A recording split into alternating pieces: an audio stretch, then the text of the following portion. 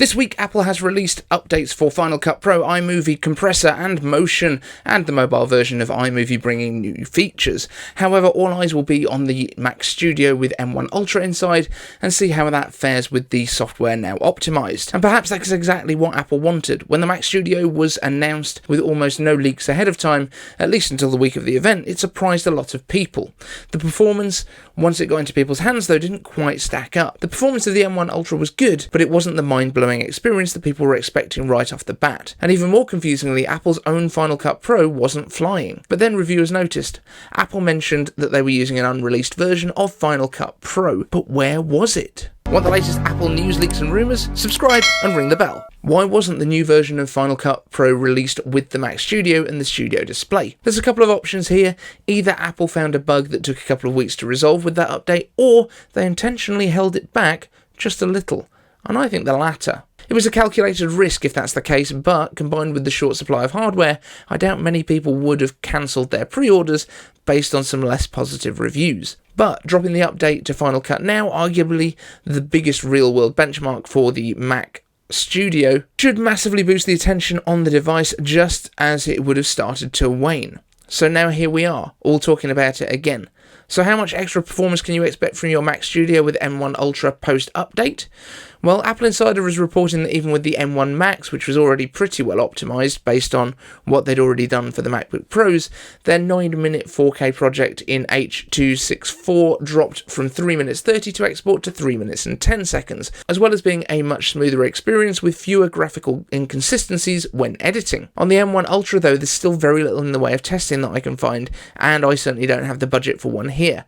I can't wait to see what the results are that come out from this over the coming days, and I'll be sure to keep you updated. But speaking of updates, the Apple Studio Display also got an update this week and weirdly leaked an upcoming Mac Mini. Of course, if this is true, it means that the Apple Studio Display will become 100% accurate as a leaker on the Apple trackboards and probably top the table. But more importantly, that Mac Mini that's referenced is the Mac Mini 10,1, which follows Apple's normal naming convention as it's already appearing in the Studio Display's code. It's almost certainly planned for release before the display's next planned update. The display runs iOS 15.4, and we already have public betas of iOS 15.5 in the public realm, so I'd almost certainly say that it's likely to be this side of WWDC, which probably means May. But we're not expecting events in May. The plot thickens. Now, of course, we've heard about redesigns for the Mac Mini, and there are plenty of thoughts of the M2 being the next version of the Mac Mini. That's what people are talking about right now.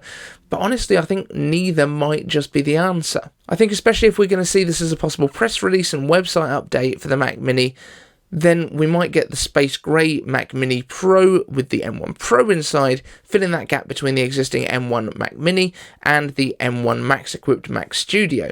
Old design, already released chip, so nothing mind-blowing that Apple would need a full-on event to explain, but also a way to replace that outlier on Apple.com, the Intel high-end Mac Mini. It just feels like the easy answer here. We know that Apple's had some massive issues with production recently, with lockdowns in China, and a lot of the delays seem to be driven by the mini LED display shortages and low yields. But that's probably kept Apple's engineers pretty busy too. So to go with the tried and tested design with a bigger fan inside, we know that the Mac Mini M1 has lots of room inside it, as well as a very overkill power supply for anything up to and including the M1 Pro. Apple can still make a nice release video for us all to get excited about, just like with the AirPods Max back in 2019. We'd all be plenty excited, and we'd be even closer to completing that transition with just the Mac Pro, which, if you remember, I was the only one saying from day one that it would not get an update with new Xeon chips, being the only one left to switch out. Now, did the Intel Mac Pro get updates? I guess so, if you want to call a couple of new graphics card options being added on the website updates. But it's not a new version. That's not what we've got here. We've just got some extra options added. That's just like saying that we have a new iPhone because they've given you a bigger storage option. So what do you think? Is this likely to be the way that we go? Are we likely to see the M1 Pro Mac Mini coming with just the M1 Pro chips inside? I think that's probably a decent sweet spot. What do you think price-wise? My gut feeling says $11.99. That feels like a good midpoint between a $2,000 Mac Studio Max and a $6.99 M1 Mac Mini, $11.99, possibly even $10.99. I could see either of those being the price point. I think $13.99 might be pushing it too far, especially if it's going to still start with 256 gigs of storage. But if they push it to 512, I can see the $12.99 being realistic. But let me know your thoughts down in the comments. Thank you so much to the Patreons over here for being here, and we will see you in the next one.